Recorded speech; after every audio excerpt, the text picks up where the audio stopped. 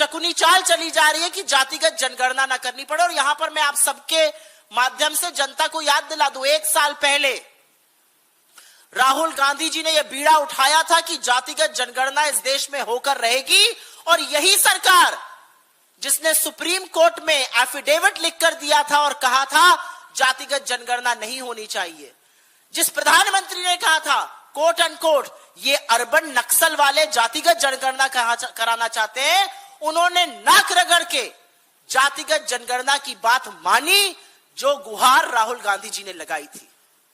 और इसी बात का उल्लेख सोनिया जी अपने आर्टिकल में करती हैं कि सरकार जातिगत जनगणना से भागेगी, और अभी हम आपको बताते हैं क्यों। जो पिछली जनगणना थी वो 2011 में की हुई है, तो उस हिसाब से जनगणना 2021 तक हो जानी चाहिए थी। 5 साल आपकी जनगणना डिले चल रही है, डिजिटल हो रही है तो 2027 तक आंकड़े आएंगे। तो ऐसी कौन सी जरूरत पड़ गई कि डिलिमिटेशन आप बिना इस जनगणना के रिजल्ट आए कर रहे हैं? यह सवाल पूछा जाएगा आपसे। जिन जिन राज्यों में एसआईआर हुआ है, लाखों करोड़ों लोगों के नाम कटे हैं। मतलब यह पता चल रहा है, सरकार यह मान रही है, हम कहते हैं फ्लॉड है, सरकार यह मान रही है कि जनगणना इधर उधर चेंज हो रही है। तो आप किस आधार पर डिलिमिटेशन करिएगा? आप कैसे डिसाइड करिएगा कौन सी एससी एसटी की सीट्स है, जब आपके पास जनसंख्या का आधार ही नहीं है?